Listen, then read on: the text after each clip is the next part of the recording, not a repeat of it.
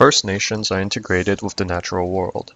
British Columbia is separated into four sections: the Northern Interior, the Coast, the Southern Interior, and the Northeast.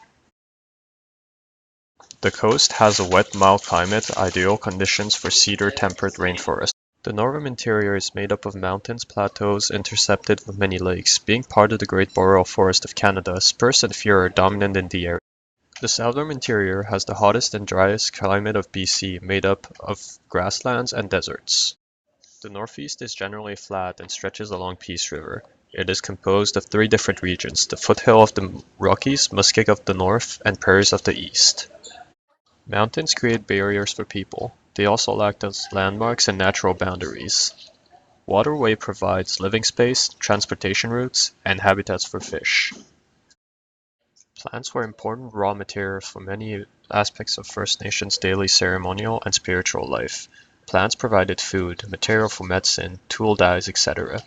Bears were picked by hand, and digging sticks were made to collect root vegetables. Fishing usually was a cooperative effort involving a family group operating a fish trap. Depending on the location, First Nations would use different techniques such as beach scenes, reef nets, stone traps, or weirs. Hunters required highly developed tracking skills as well as knowledge of the territory. Animals were hunted using bows and arrows, but more often, people worked together to hunt whole herds of caribou and deer. The traditional economy was based off extended families working together.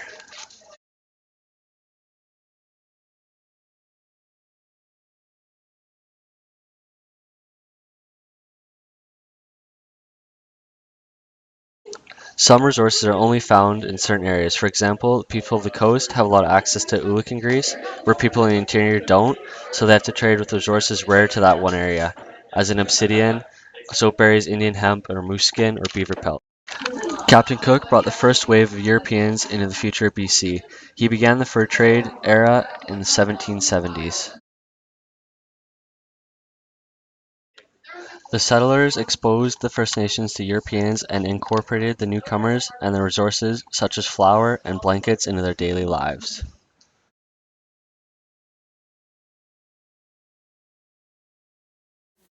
Newcomers depended on the First Nations people not only for furs, but also for being guides, carrying mail, supplying food, but the newcomers also brought diseases such as smallpox and measles, resulting in massive depopulation.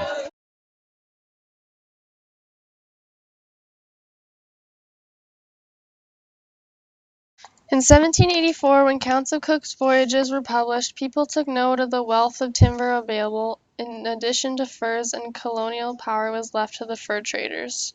The Europeans soon realized that First Nations were expert traders, and the trade items most sought after were iron and firearms, as well as copper and cloth.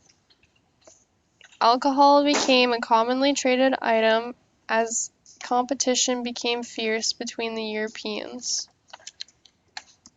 During World War I, one-third of the able-bodied First Nations volunteered to fight for Canada even if they didn't hold any rights as Canadian citizens.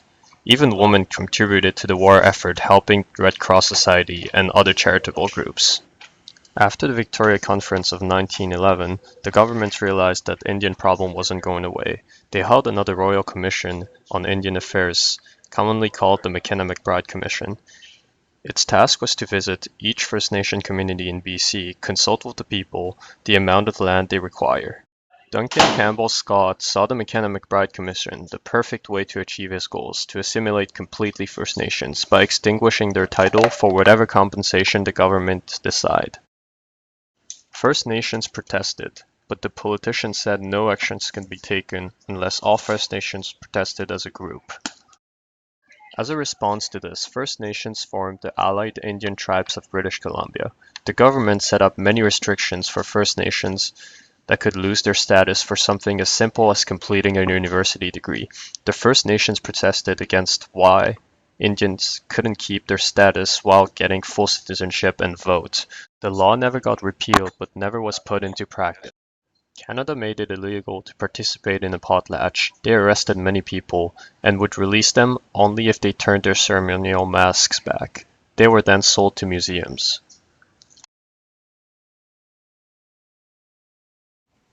Altogether, there were 3 different types of self-government.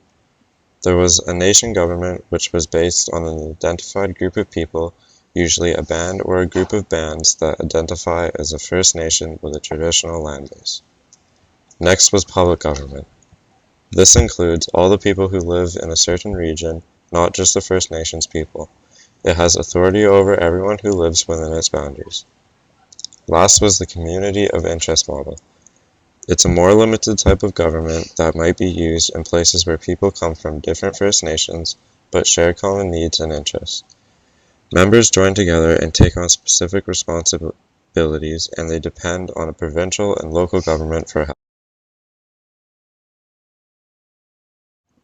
The right of self-determination is vested in all Aboriginal peoples of Canada, including First Nations, Inuit, and Métis people.